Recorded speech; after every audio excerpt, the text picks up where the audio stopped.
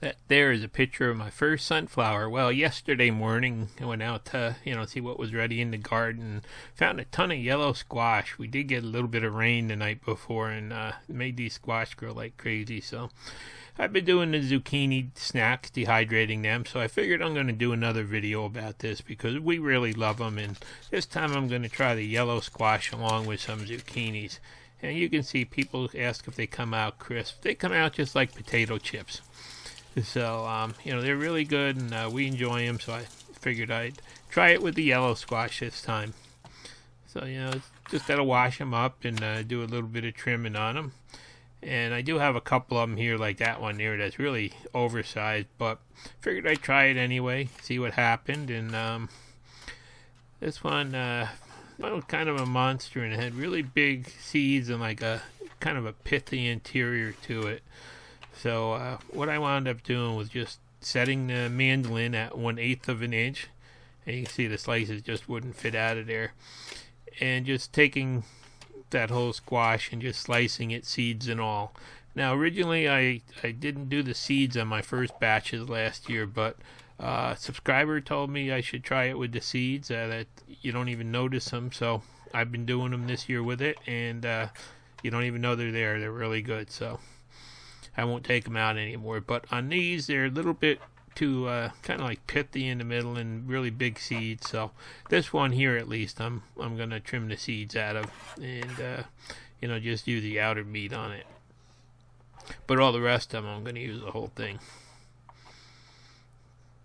So these these really big ones aren't always the best choice, but you do get some meat out of them. And then I've got the 12 trays to fill up, so it does take a while to get the pieces on there, but there's the first tray ready to go. And back to, still got that one squash did fill up the whole first tray and part of the second tray, so it was a pretty good sized one.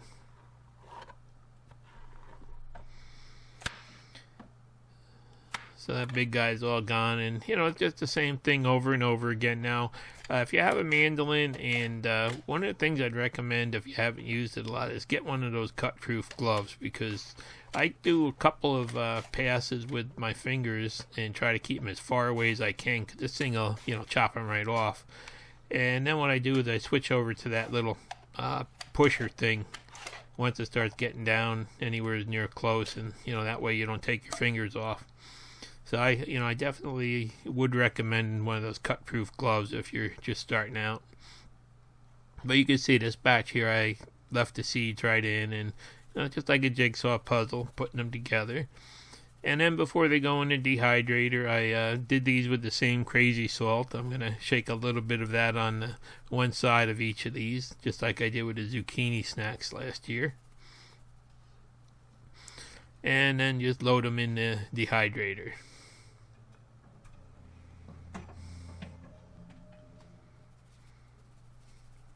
It's kind of gets like an assembly line after a while. Just it takes so much to fill this thing up. And these are my knives I bought at Costco, and I've seen people leave comments that their finish is coming off of theirs, but ours are still like new and they get used every day. And the only thing we do is we wash them by hand. Like they said, don't put them in a dishwasher with dishwashing detergent. And ours are all still still like brand new, so I don't know why some of them may have had a problem.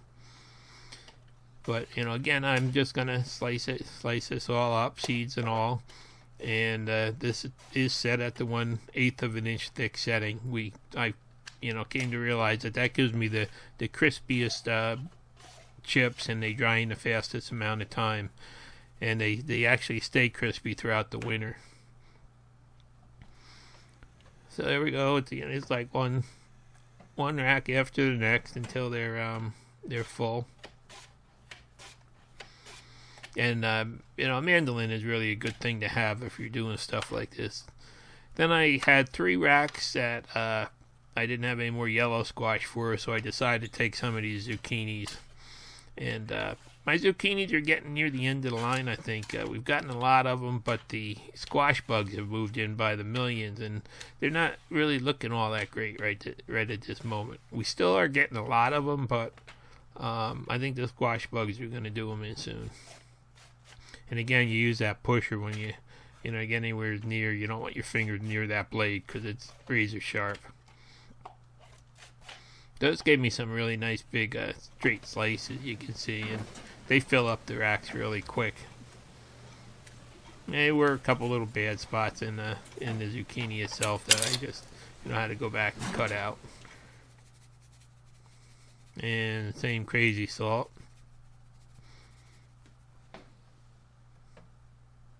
And get those last 3 racks of zucchini in there, and then it's all ready to go. So I'm going to turn the dehydrator on, and I found that 145 degrees works best for me, and about 12 hours. But I always set it at 20 hours so it doesn't shut down on me and lose my time. So I'm just going to set that to run for 20 hours, and I'm going to start checking it at around 10 hours. So there we are. I think this is at 9.5 hours here. You can see it's starting to, everything's starting to dry up. And, oh wait, that was just starting it. There's the crazy salt that I use. That's 9.5 hours there where it's starting to dry up. And, look pretty good. And then this is at 12 hours here. It's about midnight now, and I started this morning picking the squash about 6 o'clock this morning. So, it's been a long day, but they're finally done.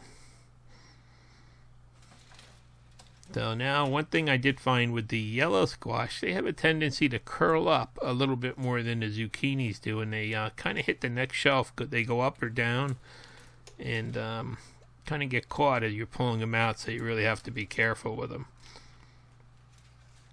But they did come out really nice, and they do have great flavor. It's completely different than the zucchinis. It's like a whole different taste, but I really enjoyed it. And there you can see they're just like crisp, like potato chips when you eat them, and you have to really handle them careful at this point because they will shatter. So what I want to do is just put them in a bag and let them cool down a little bit. I'll leave them overnight until morning now, and just let them kind of equalize with each other to make sure everything is dried exactly the same level. Even though this dehydrator does do a good job at, you don't have to move the shelves or anything, and it does do a great job with vegetables. It would have been nice if it really did get hot enough to do the jerky right, but it does, it does do a nice job with the veggies, you can see. So I'm just gonna, make up a couple bags of these now because it's really getting laid out, and I just want to get to bed at this point. And there you see every one of them is, pretty much same crispness. And they kind of, they taste, they go down just like a chip does, and they've got really great flavor. And these bigger pieces, I have to break them in half anyway to get them in the bag here. You can see they just snap like nothing.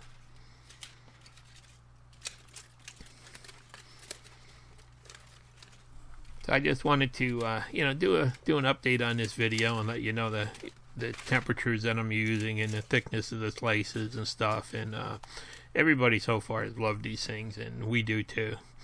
And the yellow squash, it does work good. It's a different flavor, and we really like it. So we're happy. And there's that load. Now this is a couple hours later, next morning. This morning actually got up, and they've been sitting for a while, so now it's time to vacuum pack them. I also had some other ones waiting to be vacuum packed because I was waiting for a new sealer to come, and finally arrived yesterday afternoon. So I'm going to get to try it out on these, but, pretty much they are, a real great crispy treat, and you have to be really careful putting them in the jar that you don't shatter them and break them. And that's why I like to use these half-gallon jars instead of the bags, because these things are so fragile, but yet you want to pull a full vacuum on them to get all the air out. Otherwise they'll get stale over time. So putting them in a jar, I can pull the whole vacuum on it, and get all the air out, all the moisture out that's left. And this new sealer pulls down about twice as much as the old Seal-A-Meal vacuum. It's got a commercial pump in it, so it really does suck these lids tight. We actually had to use a can opener to get the first ones off that we pulled down. So, and it does it really works great, and it's a lot quieter than the other food saver was. So I'm happy so far, and I'll have a new video out on that soon. And we reuse the old lids year after year. You can see I've got to peel off those labels next and make new labels, but it's more getting, I got a couple jars of the yellow squash here and put together, and then I've got some zucchinis. And you can see every one of them is just as crispy as the last one. That's why I use the jars, because if you pull down the vacuum, you open it in the middle of the winter, and it'll still have the same freshness.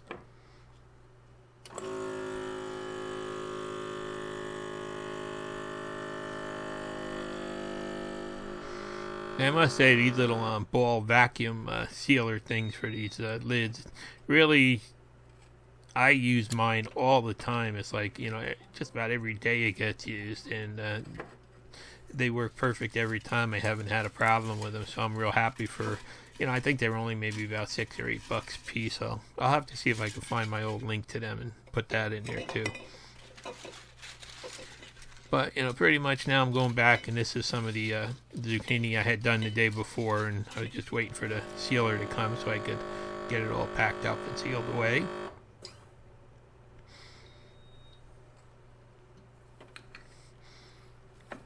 And I'll probably run one more batch of these, I think, and that should be good for us for the winter.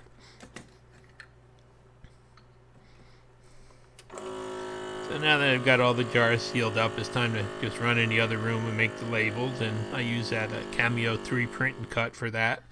And that Silhouette software here, I just take the old labels that I had and I modify them. And then we've got this Epson EcoTank printer that's amazing. That thing has saved so much money on ink. I print out hundreds and thousands of labels and stuff like that, and reams of paper, and we're still on the original bottles of ink that came with it. So that does, I just print them out on some, this is a waterproof vinyl I'm using. And then you put that on the Cameo 3, that little piece of plastic grid paper, and it goes back and it reads the registration marks that get printed out, so it knows exactly where it is on the sheet. And then it goes through all this auto adjustment of the blades to get ready to cut. And then it just goes through and cuts out all the labels very nicely and real quick. So it's a real great thing to do, and I've really enjoyed using this for all kinds of labels and graphics. And then I find out once I pull the sheet off, I like to pull that the extra label material off. It makes it easier for me to get the rest of them off. So I'll just pull that off and then, go back and start labeling. Just line the jars up with the ball logo to the front. And I find it's easier if I don't use my big fingers there to get it. You got to get it down in the center of that recess. Someday I'm going to make a tool to center them, but for now I, do it with X-Acto knife, and that seems to be the easiest way to get them lined up before you push down. So you can see it takes, it just takes a couple minutes to print these out and cut them up once you get the artwork started. First time is the worst, but after that you can just change them year to year and stuff like that. And I think that they really do, they fancy up the jars a little bit when they're down in storage, or if you pull one out and, to enjoy while somebody's over. So, now they're pretty much all sealed up and ready to go down in the root cellar and get them out of my way for now. So there you can see it there. Everything's labeled and got the date on it and stuff, and they're all nice and dry, and they're perfectly sealed, so they will last till this time next year, I guess. And we did find some local sweet corn today. We went out this morning to get some stuff, and it's our first local corn. I can't wait.